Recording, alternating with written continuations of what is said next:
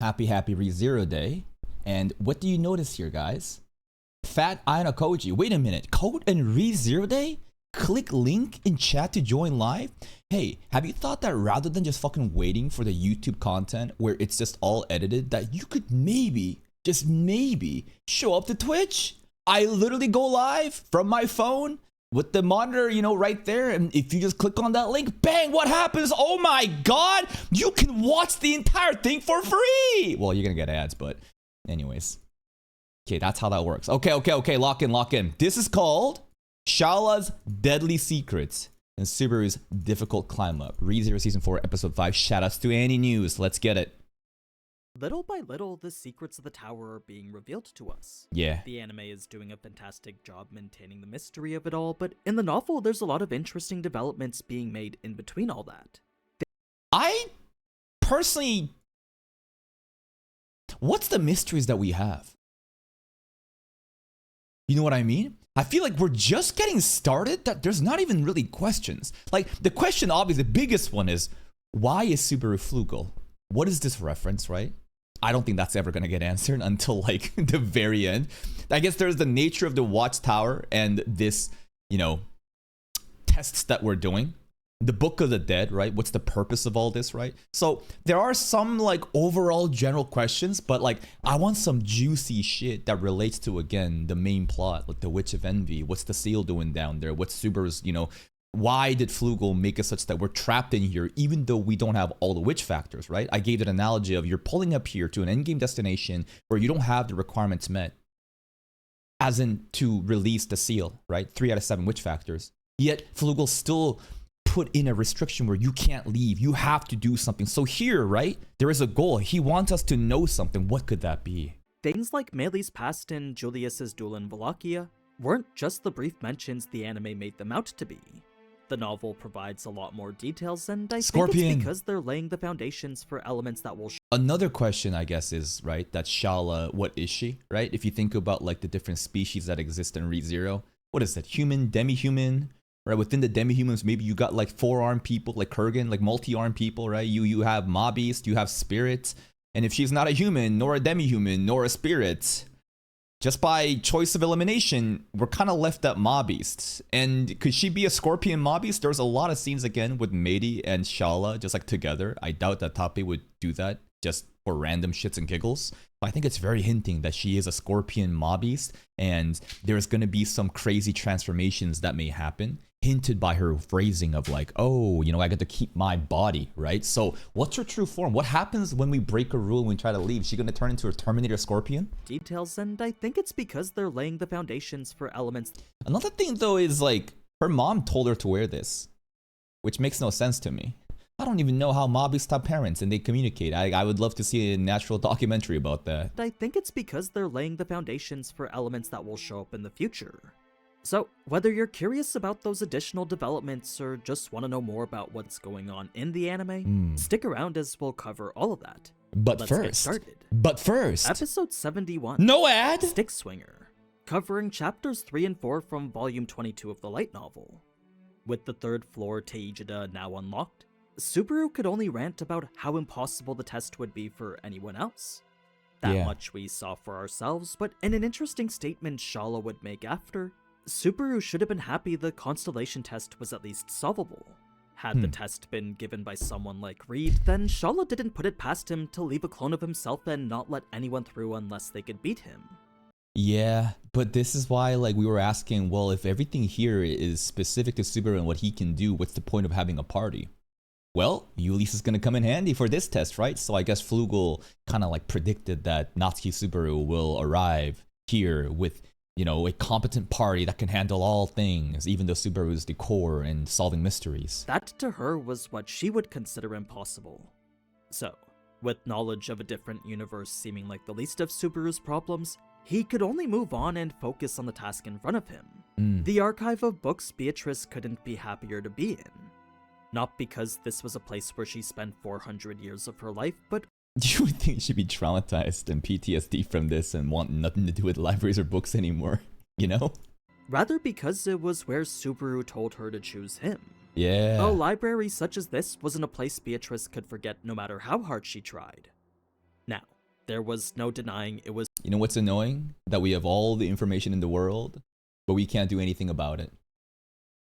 Kind of like Gojo's domain expansion, you know, infinite void, unlimited void, where, hey, here's all the knowledge in the world, but your brain can't process it, so it means nothing to you.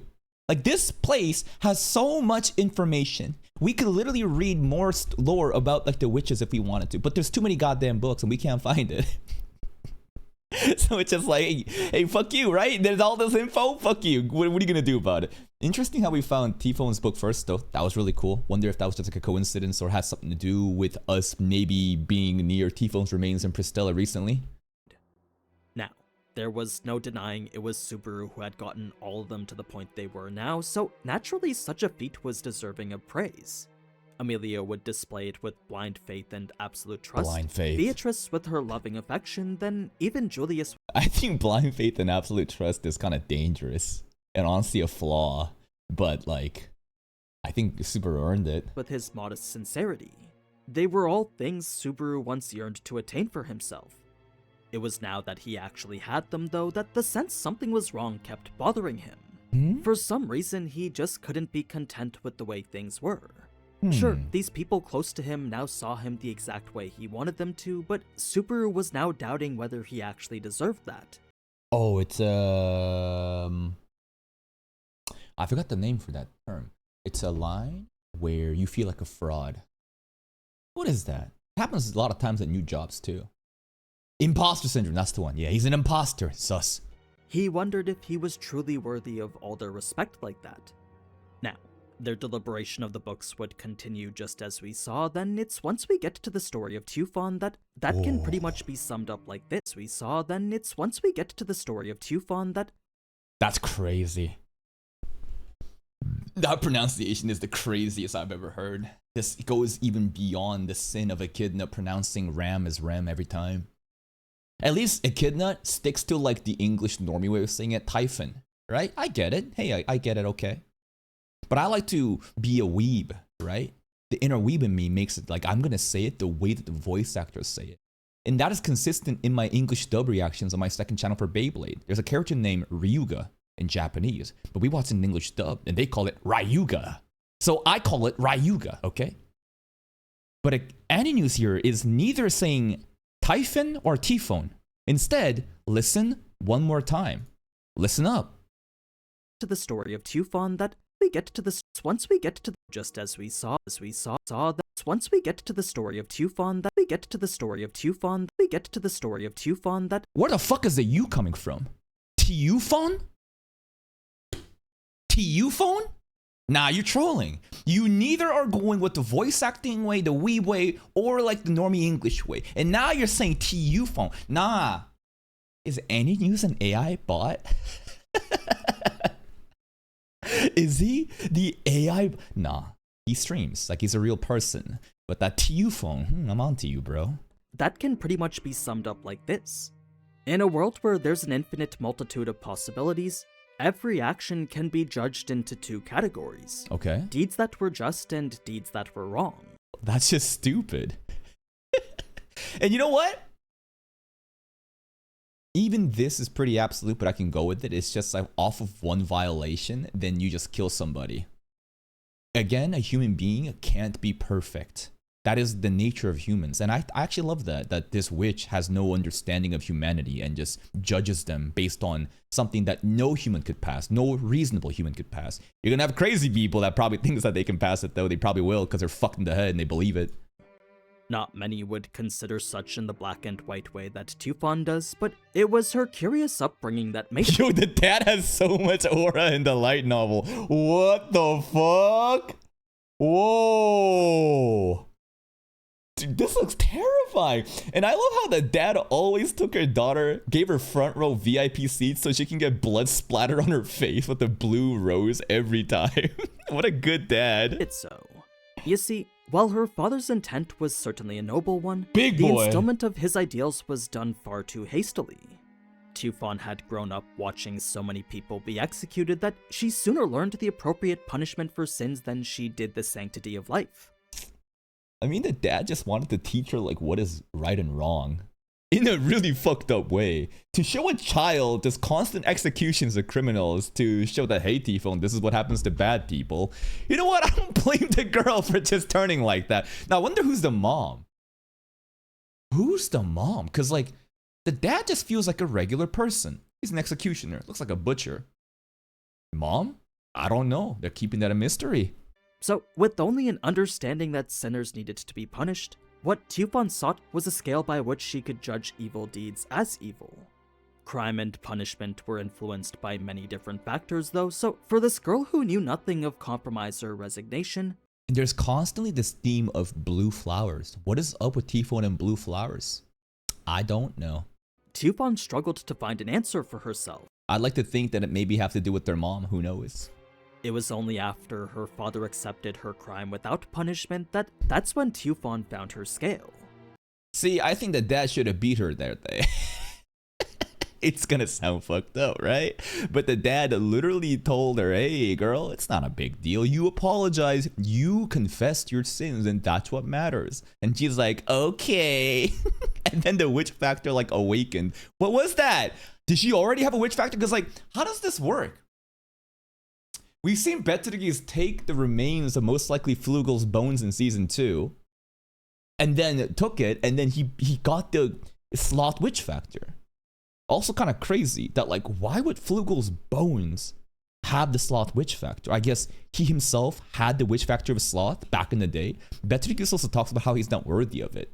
Tifon's bones, the remains, are also at the bottom of Pristella. So this is, what is it? She's the witch of pride, right? So technically, witch factor of pride.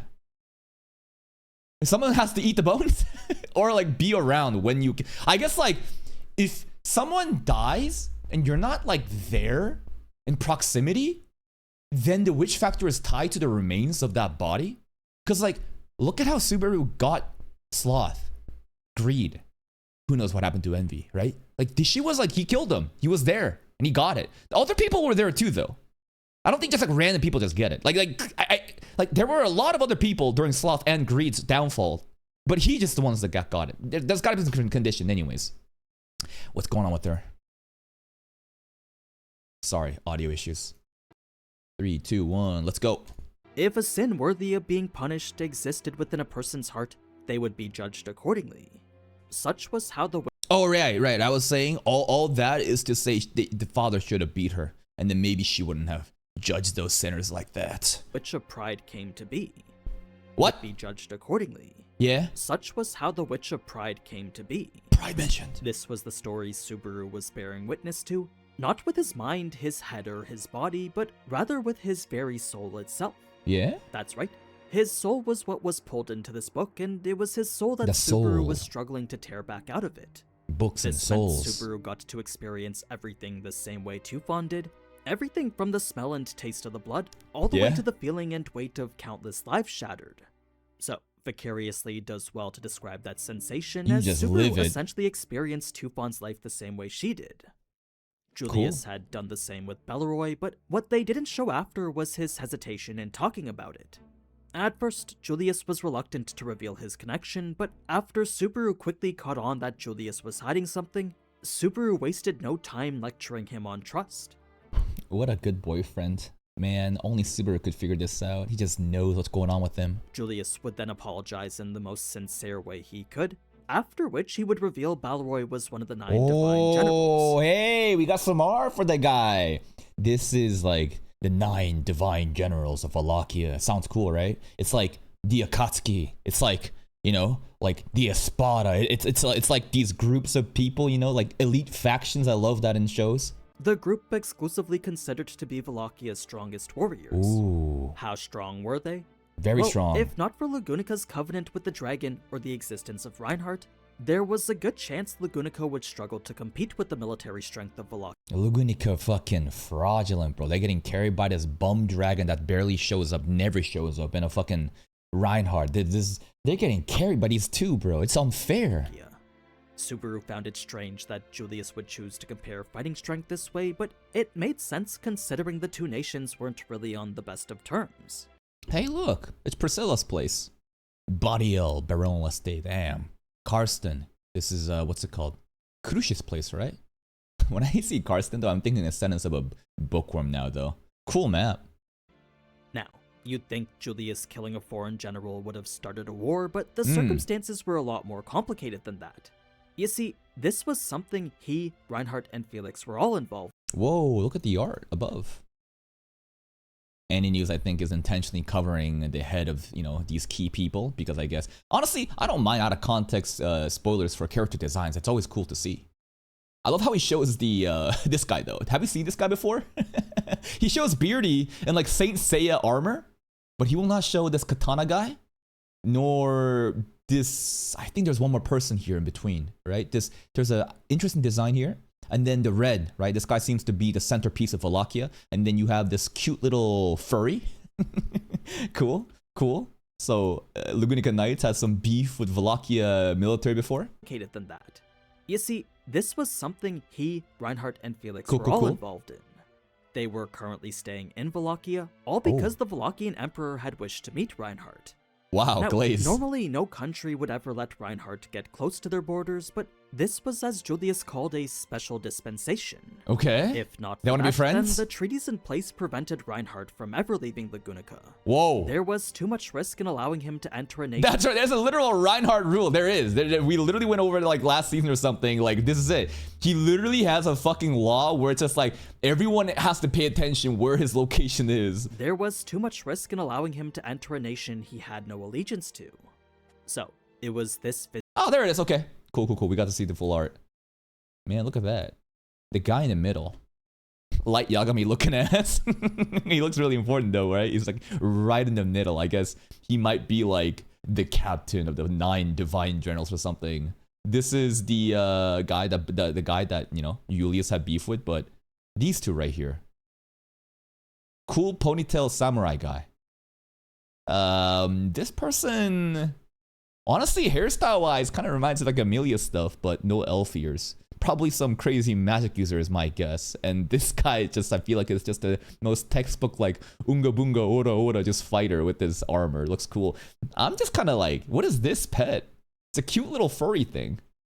Maybe I'm underestimating it. What if it's like the strongest out of all of these guys? Is it that just so happened to line up with when Balleroy was attempting a coup?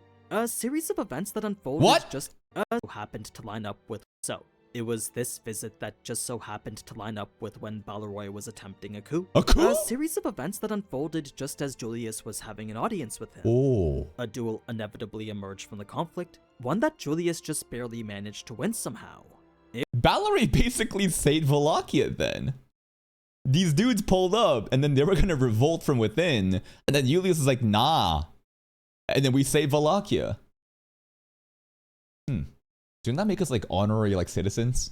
It was during this that Julius got a feel for who this Balleroy was, and what he felt was that the reason for his coup was neither greed nor profit. No? To Julius, he felt there must have been something more. It's the love of the game. He wants a good fight. I don't know. I don't know. I don't know what's going on in Vollachia, but it's cool to hear stuff like this. He's a spear user, though. That's why he places Balleroy on such a pedestal, and it's why he looks back on it with such regret. He glazes him a lot. Whatever the case may be. Sounds like maybe we should have done the coup. Sounds like Balleroy might have been like the last shining hope for Vollachia as, I don't know, good shit to happen, and Julius went in and stopped it. How could you do this, Julius? Such a pedestal, and it's why he looks back on it with such regret. Whatever the case may be, I'm sure these events with Vollachia will become more relevant in the future. I'm very excited for this content in the next season. It's going to be a completely different ReZero. I can't imagine how they're going to do the storytelling with 2 separate continents, you know? Like, is Subaru going to go there or something? But like, man, totally new nation, totally new characters, totally new stories. Like, it is going to be like, I'm not going to say it's a time skip or like a turning point, but it like the setting is going to change fundamentally. The roster of characters they're going to introduce, it's going to be fascinating. Getting back to the task at hand. Yeah, season 5 though, when is that likely going to happen? Probably 2030. I honestly think like a 4-year timeline is reasonable, considering what they have to do with this story, but also like the current, you know, corporate structuring, right? With White Fox being acquired by Studio Alpha Pulse. But White Fox be announcing some crazy new animes. Did you guys see this? Studio White Fox AniList. I was kind of shocked to look at like their like fuck, where is it? No, I don't want the that's I mean, hey, shout outs to him, but I'm looking for this. Like they got another thing Magical Explorer Eroge no Yue. Eroge? We got a hentai fucking I don't know what's going on here, but like White Fox be working on some random other stuff, and I saw some like new announcements. Anyways, we'll see what they're cooking up, but I think like a 4-year plan probably seems reasonable. 2030 season 5 ReZero, I could see it. And if this really was an archive of the dead from past to present, then getting anywhere wasn't likely. This gave Subaru time to talk to Meili, a conversation Meili was surprised Subaru didn't have sooner. I feel bad for Meili. Poor kid. Just abandoned. Has to live in the fucking forest with mob beasts. Has no regrets about the parents at all, or so she says. She has a tough... She puts out a tough face, but still a kid. Meili was surprised Subaru didn't have sooner. I mean, she was after all at the mansion for an entire year, so Meili felt Subaru could have asked her these questions whenever. She actually genuinely liked him because of all the presents he gave her, so to her, answering a few questions was nothing. Luring in a lolly with these toys and gifts, and now she's got her guard down. Go for it, Subaru. As for why Subaru decided to ask her now, it was because the feeling of death was undeniably all around them. It was a feeling that served to remind him Meili wasn't the little girl who played with dolls that she was in the mansion. She's an assassin. Obviously, the entire mansion was on guard after she killed Petra. After no attempts to escape and not even any hostility, eventually everyone just let their guards down around her. Yeah. Petra seemed to be a bit more proactive in creating a relationship, but even she never asked the questions Subaru was asking now. So that then led to Bald Shaman Dog! Bald Shaman Dog! So that then led to Subaru's discussion. Also, it's bald because it doesn't have a horn. And remember with Mob Beast, something about horns, you break it, like you can basically control it. Where is Shala's horn? If she is a Mob Beast. Imagine it's just her like scorpion hair tail. I don't know, they made a big deal out of it once. So that then led to Subaru's discussion about her upbringing, the center of which was her blessing. Regardless of whether you looked at it as a curse or a blessing, it was undeniable that Meili's power directly influenced where she ended up today. She got lucky as fuck. Yeah, Meili was also pulling the hair, and that's why I'm saying like Tape is being very, you know, he's being very subtle about it. It said that she was born with the divine protection to control mob beasts before she got placed in the forest. So lucky, huh? She didn't adapt. It's just like, hey, if there was ever a child to abandon, I guess it's you. It was undeniable that Meili's power directly influenced where she ended up today. The story she told was certainly a tragic one, but the way Meili told it made Subaru wonder whether he was actually supposed to feel sad for her or not. She's just acting tough. To Meili, this was just the way things were, and considering the nature of her blessing, she said it would have been far more strange if she didn't end up using her powers for killing.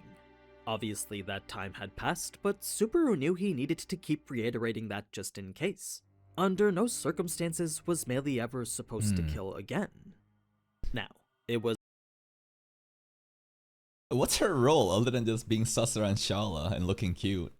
Imagine she kills all of us. What would that accomplish though? That like, oh, Amelia is actually evil and now we gotta consider another threat? I feel like we're kind of past that. Right after Meili was finishing her statement of not wanting to read about anyone that the way she trailed off made it seem like there was someone. I'm sure you can guess who that is, but I couldn't tell you whether that's 100% Good true. lord, that outfit! In any case, eventually the archive would be determined as a fruitless endeavor since not only did finding information require knowing a dead person, it also required that dead person having memories regarding the information they were looking for. So, the odds of that were akin to having memories regarding the information they were looking for. They have to have the memory of the information that they were looking for? I hear that statement, but that statement's not making sense to me. We have to know them and they have to know what we're looking for? Do we even know what we're looking for though? Subaru's just like opening books. It also required that dead person having memories regarding the information they were looking for. So the odds of that were akin to winning the lottery. Instead, Subaru decided the best thing to do was go up, since there was a good chance more information Amelia found those stairs. Big brain Amelia. would be available higher. Julius, however, had a different idea, and that was to throw an army at the problem. What? With the path to the tower now made clear, if they could somehow rid the desert of all mob beasts, then bringing more people into the tower didn't seem all that impossible. Bring in the knights. Send in the Lugunica knights here. It would certainly make analyzing the archive go a lot faster, and Everyone just, but they have to like know, right? It's not just like randomly everyone can just look at the books. even increase the number of books they could read. The thing is, while this was certainly a beneficial plan for the kingdom and its history, it wasn't really beneficial to what the group needed now. That's not to say Julius was in the wrong though, since pretty much all of them were operating with ulterior motives. It's just even enacting Julius's plan was sure to be difficult. It's for this reason Anastasia questioned Shala the way she did, since if you were to think about the tower from the perspective of the person who created it, they wouldn't have gone to such great lengths to protect the archive if they didn't want armies of people storming in to investigate it. If you thought about it that way, then it makes sense that this archive's guardian would have special rules in order to protect it. Yes. Rules which Aridina would then force out of her. There it is. Breaking those rules would result. And she was pretty adamant, like 4? No, 5 rules. You have that many rules, right? I was like, whoa, good call, I guess. That was kind of sus. In Shala having to kill them, but Shala was certain killing Subaru wasn't even possible. Because he'll just return by death. Whee! As far as she was concerned, to even try would undoubtedly result in her death. Oh, Still, the group couldn't help but I mean, episode 3 was us just getting sniped over and over again, but don't worry about it. be cautious anyway, as whatever command was forcing Shala to act this way, it obviously trumped everything else. Yeah. It's a shame She's we didn't programmed. get an answer to Subaru's question of what she was, since if not a spirit and not a human, then I'm starting to lean more into the homunculus or robot category. But again, right? Those things don't exist in ReZero. And in ReZero, what else do we know, right? Demi-humans and mob beasts. I don't think this is a demi-human, so I think it has to be a mob beast. And you look at the melee stuff, right? I was thinking, could this be like an armored golem, you know? Like, could it be like an android? But I think the answer is literally like way more simpler than you think. Just look at what's going on. In any case, with the 4 rules I think that she might transform into like a crazy scorpion though. I want to see it. It'd be so cool to see her turn. But that means that we have to break a rule. Like we disrespect the library, that like we somehow try to escape the tower, like, and then she'll turn into a cold-blooded killer, right? I want to see it. the tower now made clear, both Subaru and Amelia agreed this was even more similar to the Here's the trials rules. than they imagined. Cause Echidna made these tests. There's no shot. Echidna has no, influence in any of this. Everything is so Echidna coded. Not only were they given vague examinations they needed to complete, they also had to follow rules they weren't even made aware of. So, the whole style of it matched Echidna's personality to a Yeah. T. As for how they would know if the rules were broken, Or well, monster. that was Or monster. something Shala said would happen automatically. Yeah, you'll know because I'll transform and kill you. It's just like, how do I know? Don't worry about it. You'll know. Oh, you'll know for sure when you broke it. Apparently, if any rules were broken, she would just know.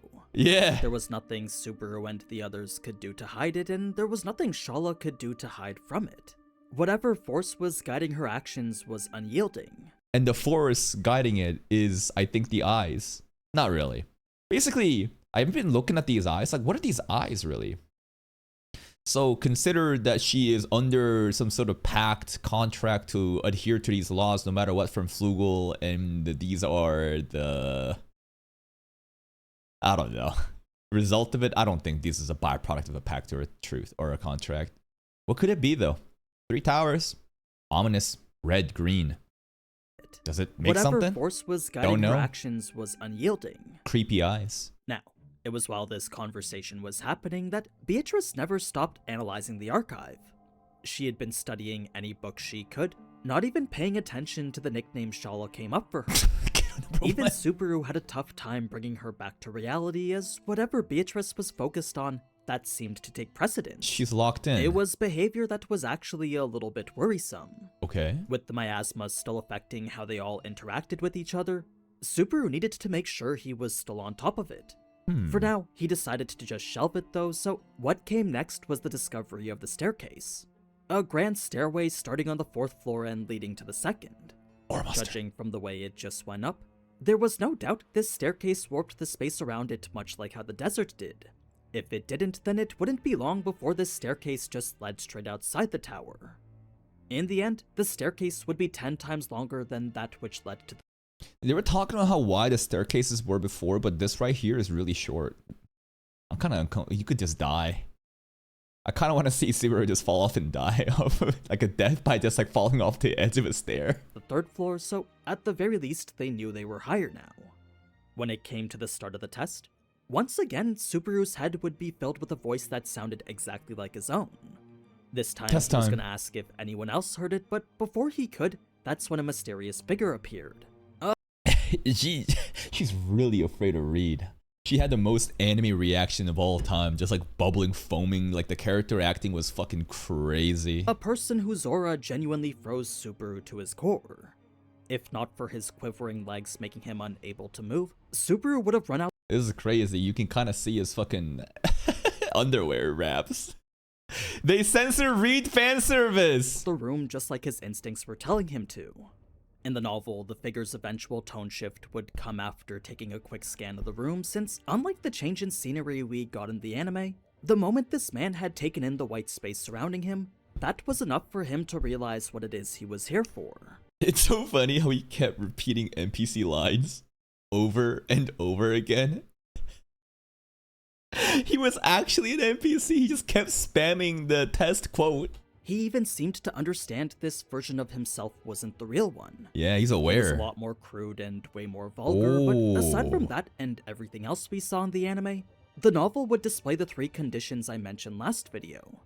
Where the previous examination had unlimited time, unlimited attempts, and unlimited challengers, This time. the 3 categories were now all conditionally unlimited. What? So it could be, maybe, if. I couldn't tell you what that meant, If- but whatever those restrictions may be, Shallow was the one to ensure they wouldn't be broken. Okay, let's not But break any yeah, rules. That's pretty much it for episode 5. All in all, the episode was about as faithful as it could be, only skipping out on some extra side character T-phone. development. T-phone. The anime's definitely slowed down a bit, so I'm glad Yeah. they're taking their time to build everything up like this. We've been building, Now, baby. if you enjoyed the video, then leave a like, and if you Absolutely. Thank you, Mr. AniNews, as usual, for the cut content. Here's a link to AniNews. Go give it a like and check out his channel for more content like this. This episode was pretty good. I enjoyed it a lot, actually. I enjoyed the T-phone stuff a lot. That was fascinating. The backstory was short, but it was very impactful. And again, I just want some witch content. I want some witch cult, some Archbishop content, and to see T-phone's like origins. But it's not just her origins. We don't know exactly who her mom is. Is she an orphan?